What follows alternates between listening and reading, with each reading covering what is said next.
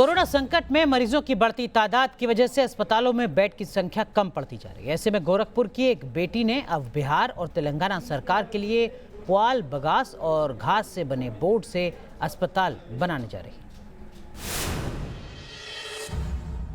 Corona virus के प्रकोप से हर रोज मरीजों की संख्या लगातार बढ़ती जा रही है। संख्या इतनी ज़्यादा बढ़ रही है कि मरीजों को इलाज करने के लिए जगह की भी कमी पड़ रही है और यही वजह है कि बिहार सरकार ने अब गोरखपुर की एक बेटी को अपने यहाँ पर अस्पताल बनाने का न्योता दिया है। लेकिन ये अस्पताल इनको मात्र 3 हफ्ते में बनाना है और वो भी 7,000 से अधिक स्क्वायर फीट। अब आप सोचेंगे कि भला इतने कम वक्त में ये अस्पताल कैसे बनेगा, तो इसका जवाब है कि जो पुआल होता है जिसको हम खेतों में फेंक देते हैं, अब यही पुआल अस्पताल बनाने का काम करेगा। गोरखपुर की श्रुति ने इस पुआल से पूरा मकान बनाया है और मकान ही नहीं, तमाम जगहों पे इन्होंने जो प्रयोग किया है उससे ये पूरी बहुमंजिली इमारत भी बना सकती है।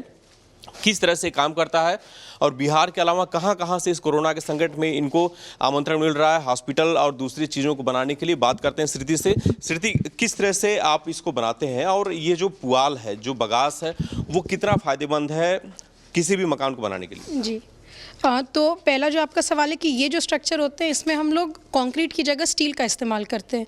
इसमें पूरा का पूरा लोड हमारा स्टील के फ्रेम पे जाता है और जो कंक्रीट की बिल्डिंग में ब्रिक जो दीवार में इस्तेमाल होती है, उस ब्रिक की जगह हम ये पैनल्स का इस्तेमाल करते हैं। जो पैनल हमारा ये बगास का पैडी स्ट्रॉ से बना होता है, तो जो पूरे स्ट्रक्चर का लोड है वो कम हो जाता है, जिसकी वजह से उसकी कॉस्ट कम आती है।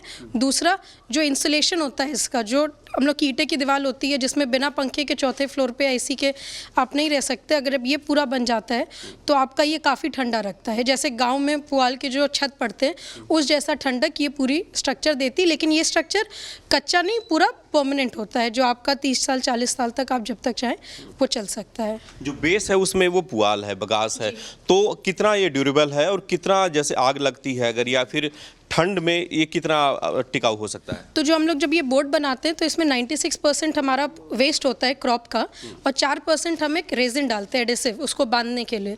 वो दोनों मिल के जो है वो फायर प्रूफ, वाटर प्रूफ और टर्माइट प्रूफ, जैसे लकड़ी में अक्सर ये दिक्कत होती है कि टर्माइट प्रूफ नहीं होता है, ये आपका टर्माइट प्रूफ भी होता है। तो ये तीनों चीज़ जब वो कंप्रेस होकर उसकी स्ट्रेंथ और डेंसिटी बढ़ जाती है तो वो एक ईंटे की बराबर उसकी डेंसिटी होती है, जिस पे आप जैसे कोई चीज़ मार भी सकते हैं। किसी भी फ्लोर पे आप 10 फ्लोर तक चाहिए आप इसको इस्तेमाल कर सकते हैं। कोरोना के संकट में, कोरोना की इस महामारी में लोगों की मदद के लिए, सरकारों की मदद के लिए श्रुति पांडे अपनी पूरी टीम के साथ जुटने जा रही है। वीडियो जर्नलिस्ट प्रतिबोध के साथ दीपक श्रीवास्तव, न्यूज़ नेशन, गोरखपुर।